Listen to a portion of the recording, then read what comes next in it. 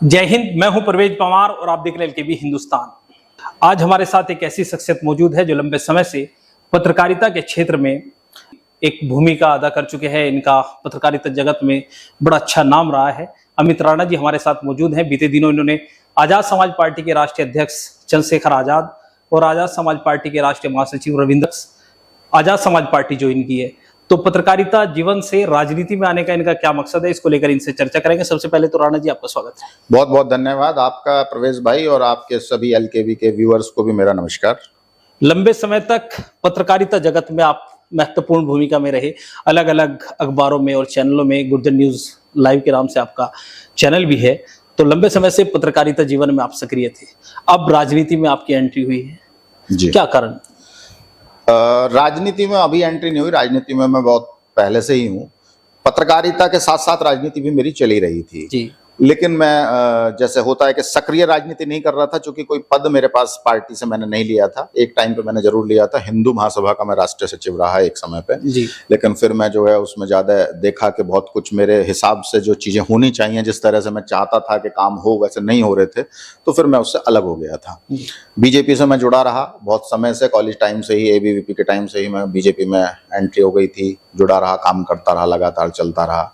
2011 के आसपास जब संजय जोशी जी यहाँ प्रभारी बने उत्तर प्रदेश के भारतीय जनता पार्टी के, तो उन्होंने एक बड़ा दायित्व देने के लिए मुझे बुलाया, कहा। लेकिन इत्तेफाक से फिर मोदी जी ने बीच में ही जो है संजय जोशी जी के खिलाफ ही कुछ ऐसा कर दिया कि उनको हटाना पड़ा, और संजय जोशी जी को भारतीय जनता पार्टी से हटा दिया गया। तो फिर वो चीजें जो होनी थी वो फिर रुक गई। फिर चलता रहा, भारतीय जनता पार्टी के साथ में जुड़ा रहा, पत्रकारिता अपनी साथ साथ में करता रहा। 2014 तक मैंने महामेधा अखबार का जो है मैं संपादक रहा, मैनेजिंग एडिटर रहा उसमें, और पत्रकारिता करता रहा। 2014 के बाद मुझे लगा कि भाई मुझे अपना कुछ काम करना चाहिए, क्योंकि किसी के साथ जुड़े जुड़े आप आगे बहुत ज़्यादा तरक्की नहीं कर पाते। तो मुझे लगा कि अब मुझे अपना बिजनेस स्टार्ट करना चाहिए। तो मैंने 2014 में महामेधा को छोड़ दिया, और उसके बाद मैंने अपनी एक खुद की पत्रिका निकाली, पहले तो कानून रिव्यू के नाम से। कानून रिव्यू की स्टार्टिंग के बाद फिर उसे चलाना शुरू किया धीरे धीरे, और अपना साथ में रियल एस्टेट्स का बिजनेस शुरू किया, कंस्ट्रक्शंस का मैंने कॉन्ट्रैक्ट लेने शुरू किया, ठेकेदारी का काम शुरू किया। धीरे धीरे थोड़ा जब अपना सेटलमेंट हो गया, पैसे भी आने लगे उससे साथ साथ मेरे पास, फिर मैंने धीरे धीरे अपना और चीज़ें बढ़ाई। फिर मैं होटल लाइंस में आ गया। फिर मैंने अपने होटल स्टार्ट किए। अपने छोटा भाई है मेरा अरुण, और हम दोनों मिलकर साथ में काम करते हैं। हम दोनों ने मेहनत की और दोनों चीज़ों को धीरे धीरे आगे बढ़ाया। उसी के साथ पत्रकारिता चलती रही, कानून रिव्यू की मैगजीन भी साथ साथ चलती रही। फिर मुझे लगा कि मुझे समाज के लिए एक चैनल चलाना चाहिए, क्योंकि समाज का हमारा कोई चैनल नहीं था। जब डिजिटल स्टार्ट हुआ 2018 के आसपास, जब लोग आने लगे इस फील्ड में, तो मुझे लगा कि हमारे समाज की आवाज़ उठाने के लिए कोई है नहीं। और हमारे पास ना तो कोई बड़ा मीडिया था, प्रिंट मीडिया था, ना इलेक्ट्रॉनिक मीडिया था, और इतना बड़ा कोई पैसा लगा भी नहीं सकता। तो समाज की बात उठाने के लिए डिजिटल चैनल की सबसे पहले मैंने गुजस न्यूज़ के नाम से स्टार्टिंग की। उसके बाद बहुत सारे चैनल बने गुजस के नाम से, गुजर समाज के नाम से, और धीरे धीरे आगे बढ़ा। तो मैं उसी दौरान राजनीति साथ साथ चल रही थी, लेकिन कोई पद नहीं था। 2000 सक्रिय भूमिका में आए हैं। हाँ, 2023 में मैं थोड़ा सक्रिय हो गया था। 2023 में, क्योंकि पत्रकारिता तो अब धीरे धीरे जब बिजनेस सेटल हो गया, सब कुछ सेटल हो गया, तो मुझे लगा कि मुझे जो है कुछ ऐसा करना चाहिए जिससे मैं लोगों की, अपने समाज की आगे आवाज उठा सकूं। और जैसे राजेश पायलट जी कहते थे कि भाई लोगों को, हमारे समाज को वहां पहुंचना चाहिए जहां पॉलिसीज बनती हैं, तभी हम कुछ कर पाएंगे अपने समाज के लिए। तो कहीं ना कहीं जो जिस भी माध्यम से पहुंचे, कोई ब्यूरोक्रेसी के माध्यम से जाए, जर्नलिज्म के माध्यम से जाए, या राजनेता के रूप में जाए, पार्लियामेंट में पहुंचे और पॉलिसीज बनाए। तो मुझे लगा कि मुझे भी धीरे धीरे अब राजनीति में सक्रिय होकर काम करना चाहिए, और ताकि मैं जो है चुनाव वाली राजनीति करनी चाहिए। संगठन की राजनीति तो मैं पहले से कर ही रहा था, तो मुझे आगे बढ़ना चाहिए। 2023 के मैंने कोशिश की थी। ब्रजनगर हो गया है उसका नाम, पहले नगर विधानसभा थी, अब ब्रजनगर हो गया है। ये डीग जिले में पड़ती है, राजस्थान में। भरतपुर से टूट के नया डीग जिला बना, जहां से जगदीश बेडम विधायक हैं। जवाहर सिंह बेडम जी और मैं साथ साथ ही थे। भारतीय जनता पार्टी के लिए हम सब काम कर रहे थे, और टिकट की वो भी मांग रहे थे, मैं भी मांग रहा था। लेकिन उनको टिकट मिला, क्योंकि उनका संगठन में पुराना वो था, लंबे समय से थे, तो उनको टिकट मिला, तो मैंने उनको समर्थन दिया। क्योंकि हमारी एक बात क्लियर थी कि अगर भारतीय जनता पार्टी के किसी भी व्यक्ति को टिकट मिलेगा, तो हम उसके सामने चुनाव नहीं लड़ेंगे निर्दलीय, या जैसे लोग करते हैं कि भाई नहीं, अगर मुझे नहीं मिला तो मैं दूसरी पार्टी से या किसी और से चुनाव लड़ूंगा। मेरा बिल्कुल क्लियर था कि जो भी भारतीय जनता पार्टी का व्यक्ति आएगा उसी के साथ हम समर्थन देंगे, यानी जो पार्टी हाईकमान का फैसला होगा उसके साथ रहेंगे। बिल्कुल, ये तय है। मेरा ये पहले से था कि भाई अगर आप किसी परिवार में काम करते हो तो उस परिवार के निर्णयों को आपको मानना चाहिए। मैं 25-30 साल से एक पार्टी से जुड़ा हूँ, मेरे परिवार की तरह थी और मैं उसमें काम कर रहा हूँ। और मैं अगर जो है ये सोचूं कि भाई अब किसी और को पार्टी ने डिसाइड कर लिया तो मैं छोड़ के भाग जाऊं और उनको हरवाने की कोशिश करूं, ये मेरा नेचर नहीं है। तो मैंने उनका समर्थन दिया, समर्थन के बाद वो जीत के आए, उनको बधाई दी अपने घर पे, सबसे पहले वो मेरे पास आए, मुझे धन्यवाद भी दिया उन्होंने, जवाहर सिंह जी ने, घर पे भी आए, सारी चीजें रही। तो ये चलता रहा। लेकिन अब मुझे पिछले 1-1.5 साल से ऐसा लग रहा है कि भाई अब जो चीज हम कहना चाहते हैं वो परिवार में रहने के नाते कह नहीं पा रहे हैं, क्योंकि आपकी मर्यादाएं होती हैं। भारतीय जनता पार्टी में रहते हुए जो आवाज आप उठाना चाहते हैं वो उठा नहीं पा रहे। बिल्कुल। एक तरह से क्या होता है कि जब आपका परिवार होता है, आपका परिवार में आप जानते हैं कि कुछ गड़बड़ हो रही है, राजनीतिक भाषा में दम घुटने लगा। हाँ, हो तो बिल्कुल दम घुटना जैसा कह सकते हो आप, क्योंकि भाई आपको सपोज करो आपका भाई कोई गलत काम कर रहा है और आपका भाई गलत काम कर रहा है, दुनिया आपसे कह रही है कि भाई साहब भाई आपका गलत काम कर रहा है, कुछ कहिए, लेकिन चूंकि आप परिवार की मर्यादाओं से बंधे हो, आप बोल नहीं पा रहे हो भाई के खिलाफ। तो ये ऐसा कुछ मेरे को होने लगा। वहां कुछ बहुत सारी चीजें हो रही थी जो मुझे लगा कि राजस्थान में पूरे में, मैं सिर्फ नगर विधानसभा की बात नहीं कर रहा, बहुत सारी चीजें हो रही हैं। तो मुझे लगा कि भाई यहाँ जो है अब मैं अपनी बात नहीं कह पा रहा हूं, तो मुझे अब कोई और परिवार में जाना पड़ेगा, इस परिवार को छोड़कर, जहां अपनी बात मैं मजबूत तरीके से रख पाऊं। तो बस फिर मुझे लगा कि चंद्रशेखर भाई और रविंद्र भाई मेरे पुराने मित्र हैं, जिनके साथ मेरा पुराना रिश्ता है। मुझे लगा कि भाई परिवार अगर आप छोड़ रहे हो तो किसी दूसरे परिवार में ही जाओगे, तो वो परिवार यही दिखाई दिया मुझे, और मुझे कहीं नहीं लगा कि मैं कहीं और जाके उतनी मजबूती से काम कर पाऊंगा। तो मैंने आजाद समाज पार्टी की शुरुआत की और मुझे लगा कि अब मुझे इसमें काम करना है मजबूती के साथ। लंबे समय तक आप भारतीय जनता पार्टी के साथ रहे जी। और अभी भी बड़े बड़े नेता, बड़े बड़े जो राजनीतिक दलों से जुड़े हुए लोग हैं वो भारतीय जनता पार्टी की ओर जा रहे हैं। जी। आप सत्तारूढ़ भारतीय जनता पार्टी को छोड़कर आजाद समाज पार्टी, जो अभी सही से खड़ी भी नहीं हो पाई, उसके साथ गए हैं। जी। तो ये फैसला मैं बताता हूं क्या है कि एक तो दो तरह के लोग होते हैं। एक को बनना होता है एमएलए एमपी के, उन्हें पद चाहिए कि हमें एमएलए एमपी बन जाए, हमारा काम सेट हो जाए और हम आगे अपना नेतागिरी करें। एक व्यक्ति वो होते हैं जो संघर्ष के लिए राजनीति करते हैं, जैसे चंद्रशेखर भाई संघर्ष के लिए राजनीति करें, उनके पास भी बहुत ऑप्शन है। आज वो चाहें तो किसी के भी साथ भाजपा ही उन्हें ले लेगी और बड़ी बड़ी पार्टी उनको अपने साथ गठबंधन में ले लेंगी, लेकिन वो फिर भी संघर्ष की राजनीति कर रहे हैं, अपने लोगों की आवाज उठा रहे हैं। वो किसी के साथ ऐसे ही गठबंधन नहीं कर ले रहे सिर्फ नेता बनने के लिए। तो वैसा ही ऐसे ही रविंद्र भाटी जी उनके साथ लगे हुए हैं। जो भाई रविंद्र भाटी हैं वो भी इतना संघर्ष करते हैं, वो भी कहीं ऐसा नहीं करते कि भाई जो है वो भी जा सकते हैं। उनके पास भी जिस तरह से उन्होंने पूरे मध्य प्रदेश में, राजस्थान में, जम्मू कश्मीर तक वो भागते हैं, दौड़ते हैं, दिन रात मेहनत करते हैं, तो वो भी कहीं से भी उनको टिकट मिल सकता है, कोई बड़ा इश्यू नहीं है। लेकिन राजनीति सिर्फ एमएलए एमपी बनने की नहीं करनी। तो मैं भी उन दोनों की इसी बात से प्रभावित हूं। मेरे भी विचार कुछ इसी तरह के हैं कि भाई राजनीति करनी है तो ऐसी करो संघर्ष की, जो लोगों की आवाज भी उठा सकें और अपने समाज के लोगों के लिए कुछ कर पाएं। सिर्फ ऐसा नहीं है कि राजनीति, भाई देखो जिस समाज में आपने जन्म लिया उस समाज की भी आप पे जिम्मेदारियां होती हैं, आप उनकी बातें भी करना आप कर पाओ। तो और पार्टीज में तो कुछ सुनता नहीं है आजकल गुर्जर समाज की। आजाद समाज पार्टी है जो गुर्जर समाज को जो है पूरी तवज्जो दे रही है, या थोड़ा सा मैं कह सकता हूं कि समाजवादी पार्टी भी है, क्योंकि राजकुमार भाटी जी और अतुल प्रधान जी भी वहां मेहनत कर रहे हैं, वहां भी थोड़ी सी बात सुनी जा रही है समाज की। तो ऐसी पार्टियों में काम करके कम से कम अपने समाज के लिए कुछ कर सकते हैं, संघर्ष कर सकते हैं, कुछ भी कहना चाहे बोल सकते हैं। और इसमें सबसे ज्यादा सम्मान दिया जा रहा है गुर्जर समाज को, और भागीदारी देने की सबसे बड़ी बात है। भाई जो पार्टी आपके समाज को भागीदारी दे उसके साथ खड़ा होना तो आपका बनता है। आपने कहा कि गुर्जर समाज को कोई भी राजनीतिक दल हिस्सेदारी नहीं दे पाया। आपने कहा कि कांग्रेस, समाजवादी पार्टी और आजाद समाज पार्टी में आपको लगता है कि गुर्जर समाज का कहीं ना कहीं हिस्सेदारी आबादी के हिसाब से मिल सकती है। लेकिन अभी जो समय चल रहा है, आप गौतम बुद्ध नगर जनपद से आते हैं, उत्तर प्रदेश की विधानसभा चुनाव को लेकर बड़ी चर्चाएं हैं, और गुर्जर समाज से आप आते हैं, गुर्जर समाज को लेकर भी बड़ी चर्चाएं हैं। जैसे आपने कहा कि गुर्जर समाज को राजनीतिक हिस्सेदारी नहीं मिल पाई, ये पीड़ा सोशल मीडिया के माध्यम से गुर्जर समाज के लोग व्यक्त भी कर रहे हैं। तो आपको क्या लगता है कि गुर्जर समाज को क्या नहीं मिल पाया? राज्यसभा में 3 सांसद गुर्जर समाज से भारतीय जनता पार्टी ने बनाए हैं, विधान परिषद में 3 सदस्य भारतीय जनता पार्टी से उत्तर प्रदेश में हैं। देखिए, आप जो है जो बातें कर रहे हैं बिल्कुल ठीक है, लेकिन अगर आप इसकी भागीदारी देखें तो जितनी मिलनी चाहिए, अगर आप विधानसभा की बात करें तो 1 ऊर्जा मंत्री उत्तर प्रदेश में केवल, और वो भी जो है वो भी राज्य ऊर्जा मंत्री। ठीक है, आपको क्या नहीं लगता कि कम से कम 2 मिनिस्ट्री दी जाए? कभी रहा समाजवादी पार्टी की सरकार रही या बसपा की रही, क्या 2-2 कैबिनेट मिनिस्टर नहीं रहे? आप आ जाए इधर, क्या नाम है, आप राजस्थान जाएं तो राजस्थान में इकलौते जवाहर सिंह बेडम जी को दिया गया, किसी वो भी राज्य मंत्री हैं, उनके पास भी कैबिनेट नहीं है। और आप सरकारों में डिप्टी सीएम थे। बिल्कुल, आप खुद ही जान रहे हो, और डिप्टी सीएम थे और प्लस मिनिस्ट्रीज थी, कई कई दो दो मिनिस्ट्री हमेशा रही हैं कैबिनेट की। राज्यसभा की बात करूं तो राज्यसभा किसको दी जा रही है? राज्यसभा जिनको दी जा रही है वो पहले से ही बहुत धनाढ्य लोग हैं, बिजनेसमैन हैं बड़े, और वो ऐसे ही राज्यसभा उनको ऐसे नहीं दी गई है। राज्यसभा वो तो जो है, जैसे अब मैं यहाँ कहना नहीं चाहता मीडिया के सामने कि वो किस तरह से ली जाती हैं, वो पैसे वाले लोगों को राज्यसभाएं तो पैसे से दी जाती हैं, ऐसे नहीं मिलती हैं कि आपने वो जो है कि हाँ भाई समाज के नाते, भागीदारी के नाते आपने दी है। तो बात ये है कि वो राज्यसभा की तो बात करने से कोई फायदा नहीं है। जो बात है वो एक्चुअल ये है कि अगर इन्हें देना होता तो ये यहाँ पे 2 कैबिनेट मिनिस्टर बना सकते थे, और वहां पे भी 2 कैबिनेट मिनिस्टर राजस्थान में बन सकते थे। गुजरों ने दोनों जगह पूरा सपोर्ट किया भारतीय जनता पार्टी को, लेकिन नहीं दिया गया है वो भागीदारी, और टिकट भी बहुत कम दिए जाते हैं, जितने अनुपात में मिलने चाहिए उतने नहीं मिलते हैं। आप लंबे समय से भारतीय जनता पार्टी के साथ रहे हैं, आपने बताया कि 30 साल से लगभग आप भारतीय जनता पार्टी में सक्रिय रूप से हैं, तो क्या आपने कभी ये मांग की कि समाज को वो हिस्सेदारी नहीं मिल पा रही है भारतीय जनता पार्टी की सरकारों में?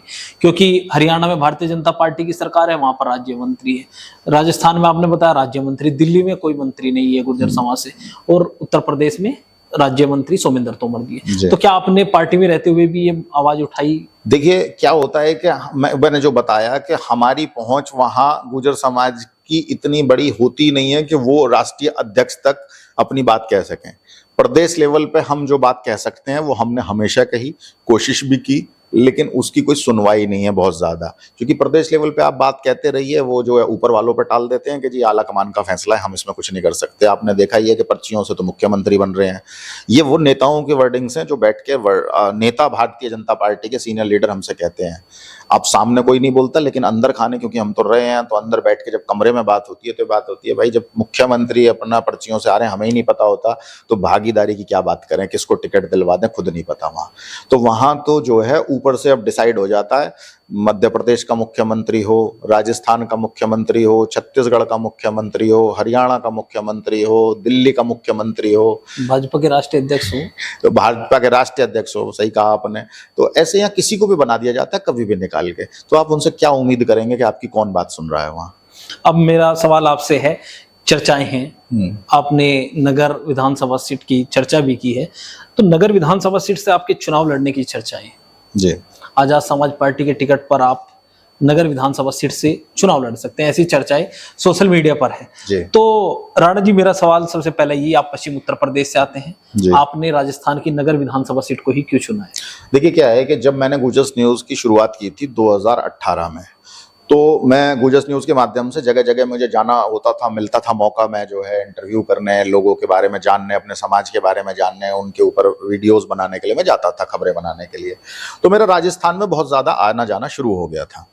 तो जब मैं गुजस न्यूज के माध्यम से जयपुर इधर घूमता था, अजमेर जाता था, भरतपुर साइड जाता था, जहां जहां गुजरा इधर सब जगह घूमता था और खबरें बनाता था। तो उसी दौरान मैंने देखा कि जो ये सीट है नगर विधानसभा की, ये बेसिकली उत्तर प्रदेश से बिल्कुल जुड़ी हुई सीट है।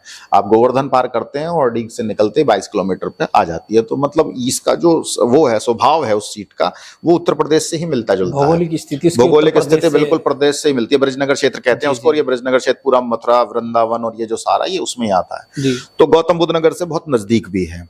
मेरा आना जाना यहाँ ज्यादा होने लगा। जब ज्यादा होने लगा तो मुझे जो है वहां पे एक बात समझ में आई कि जो ब्रजनगर की सीट है वो भारतीय जनता पार्टी हारी हुई थी। पिछली बार वहां से बसपा के टिकट पे वाजिब अली चुनाव जीत गए थे, जो बाद में कांग्रेस में शामिल हो गए थे। तो मुझे लगा कि भाई ये सीट खाली है।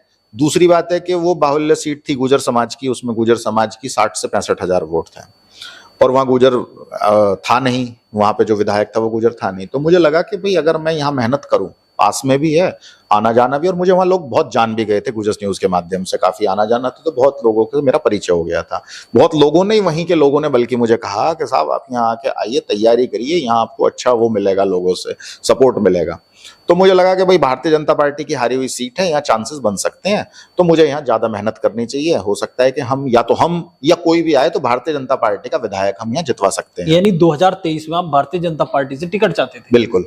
तो मैं टिकट चाहता था, और ये था कि भाई टिकट मिलेगा तो ठीक है, मेरी मतलब बहुत क्लियर सी थी कि भाई मेरा पहली बार मांग रहा हूँ टिकट, हो सकता है मिले, हो सकता ना भी मिले, नहीं मिलेगा तो मैं तैयारी करता रहूंगा, बाकी आगे देखेंगे वक्त के हिसाब से, लेकिन जो जिसको भी मिले उसको हम जितवाएं। तो ये सारी स्थिति हमने वहां बनाई, और वहां से जवाहर सिंह जी जीते, और जवाहर सिंह जी के जीतने के बाद आप जो है यहाँ पे वो गृह राज्य मंत्री भी बने, काम चीजें चल रही हैं, लेकिन कुछ चीजें ऐसी हुई कि फिर मुझे लगा कि भाई अब जो मैंने पार्टी के लिए मेहनत की थी वो चीज वहां पे मुझे उसका उतना फल नहीं मिल रहा है, या उसका उतना जो मिलना चाहिए क्रेडिट वो नहीं मिल पा रहा है। यानी मंत्री होते हुए भी समाज को वो लाभ नहीं मिल पाया हाँ, जो मिलना चाहिए था, आपको लगा? बिल्कुल, वो वहां लाभ नहीं मिल पा रहा है समाज को। तो वो जो है बल वो उनके हाथ में भी नहीं है। मैं जवाहर सिंह जी की गलती नहीं बता रहा, ये भारतीय जनता पार्टी में ही ऐसा है कि ऊपर जब मुख्यमंत्री अपने उससे चल रहे हैं तो क्या कर सकते हो, मुख्यमंत्री ही यहाँ से जो करते हैं, दिल्ली से चलाया जा रहा है उनको, वो वहां कुछ नहीं कर पा रहे हैं बैठ के, बहुत सारे डिसीजन दिल्ली ले रही है, तो गृह राज्य मंत्री भी क्या कर सकते हैं, तो वहाँ चीजें नहीं हो पा रही। इसलिए फिर मैंने जो है सोचा कि भाई जो है अब मुझे पार्टी बदलनी चाहिए और मुझे कहीं और से शुरुआत करनी। अब एकमात्र मंत्री, राज्य मंत्री गुर्जर समाज से, उनको चुनौती आप देंगे आजाद समाज पार्टी के टिकट पर, किस तरह से दे पाएंगे? देखिए ऐसा है कि पता नहीं, ये भी भरोसा नहीं है कि क्या पता अगली बार वही टिकट ले पाए बीजेपी के या नहीं ले पाए, ये तो वह समय बताएगा। भारतीय जनता पार्टी में किसी बात की गारंटी नहीं है, पर अगर वो चुनाव लड़ते हैं तो वो अपनी मेहनत करेंगे, हम अपनी मेहनत करेंगे, और जिस तरह से जैसे समाज जो मुझे लगता है कि वहाँ मुझे जितना प्यार देता है, वहाँ पे ब्रजनगर क्षेत्र के लोग जो हैं वो जितना प्यार हमें करते हैं, जिस तरह से हम बात उठाते हैं, हमारा भी बहुत सम्मान है। और बाकी हम चंद्रशेखर भाई की बात है, सबसे बड़ी बात तो ये है कि जो चंद्रशेखर भाई का चेहरा है वो धीरे धीरे बहुत लोकप्रिय होता जा रहा है, और जिस तरह से वहाँ लोग चंद्रशेखर भाई को बहुत पसंद करने लगे हैं, और धीरे धीरे राजस्थान में वो बढ़ रहा है एक क्रेज। पीछे पहले मायावती जी के जो है वहाँ 6 विधायक जीत के आए थे पिछली बार, जो कांग्रेस में शामिल आ गए। मायावती जी तो वहाँ जाती भी नहीं थी, मेहनत भी नहीं करती थी, फिर भी एक तबका जो समाज है, जो बसपा का वोटर है, कोर वोटर, वो हमेशा वोट करता था बसपा को, उसके दम पे बहुत लोग वहाँ जीत के आ जाते थे। अब वो सारा तबका धीरे धीरे चंद्रशेखर भाई की तरफ शिफ्ट हो रहा है, यानी बीएसपी का जो कोर वोटर था वो एएसपी की तरफ से बहुत तेजी से शिफ्ट हो रहा है। और जितना जो नव युवक हैं, जो बिल्कुल नए युवा हैं, वो तो सारे चंद्रशेखर भाई के फॉलोअर हैं।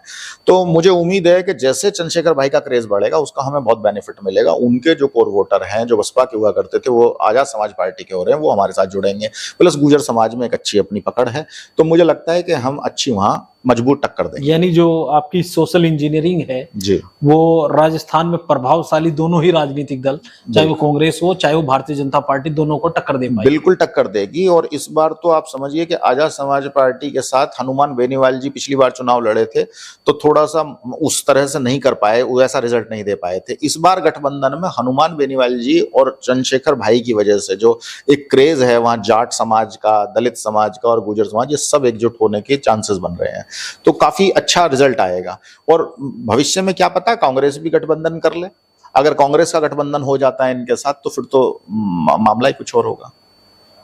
यानी गठबंधन की राजनीति जो है, अभी तो स्टार्टिंग में तो गठबंधन की राजनीति होगी भाई। देखिए एक तीसरा विकल्प खड़ा हो रहा है, तीसरे विकल्प को खड़े होने में समय लगता है। ऐसा तो नहीं है कि जी पहली बार में आके कि जी सबको स्वीप आउट कर देंगे, वो ऐसा तो आज तक सिर्फ आम आदमी पार्टी के साथ दिल्ली में हुआ, वरना कोई पार्टी एक बार में से क्लीन स्वीप नहीं कर पाती है। समय लगता है लोगों में एक वो बनने में, किसी की भी पार्टी के प्रति वो मोहब्बत होने में या पार्टी के प्रति विश्वास बनने में टाइम लगता है।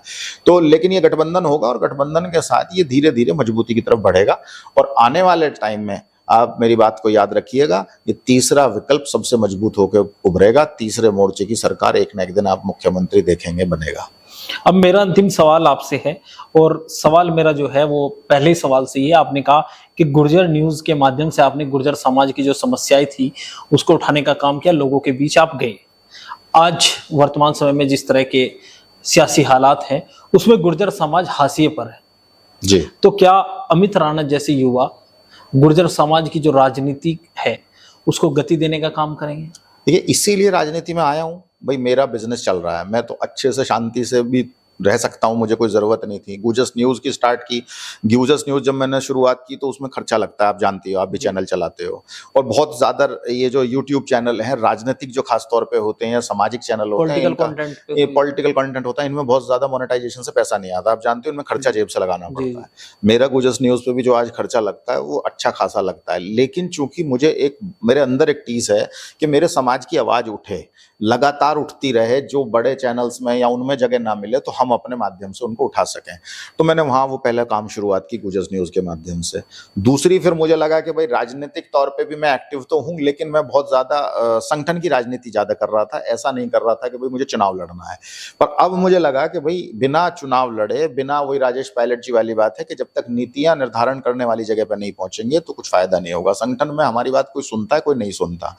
तो इसलिए डिसाइड किया कि भाई अब राजनीति चुनाव वाली आगे आगे करनी है। भविष्य में हम लड़ें या अपने लोगों को लड़वाएं, लेकिन अपने आप को मजबूत करना है। वो ऐसी पार्टी इसीलिए आजाद समाज पार्टी चुनी क्योंकि इसमें भागीदारी गुजरों को बहुत ज्यादा देने का मौका है। नई पार्टी है, यहाँ लोगों का स्वागत किया जा रहा है। जो लोग काम करना चाहते हैं, संघर्ष करना चाहते हैं, उनका सबका स्वागत किया जाता है। तो ऐसे लोगों को जोड़कर, नवयुवकों को जोड़कर संगठन को मजबूत करें, उनको चुनाव लड़वाएं, उनको विधानसभा में, पार्लियामेंट में भेजें, अलग अलग जितने भी प्रदेश हैं सबके अंदर विधानसभाओं में भेजें। तो ये सोच के मैंने इस राजनीति में आया और मुझे लगता है कि हमें जिस तरह से इस पार्टी में मौका दिया जा रहा है, फ्री हैंड दिया हुआ है कि आप जो करना चाहें वो करिए, भागिए, दौड़िए, जितना संघर्ष कर सकते हैं। चंद्रशेखर भाई और रविंदर भाई ने कहा है कि जितना संघर्ष कर सकते हैं करिए, आपको कहीं कुछ नहीं रोका जाएगा। पार्टी की मूल विचारधारा को दिमाग में रखते हुए आगे बढ़िए। तो हम ये करेंगे और लोगों को भी इसमें जोड़ेंगे। तो हाल ही में पत्रकार से राजनीति में आए अमित राणा जी को आपने सुना, जिनसे हमने आजाद समाज पार्टी ज्वाइन करने के कारणों समेत कई महत्वपूर्ण मुद्दों पर चर्चा की। इस वीडियो में बस इतना ही। आगे की अपडेट के लिए बने रहिए एलकेबी हिंदुस्तान के साथ। जय हिंद।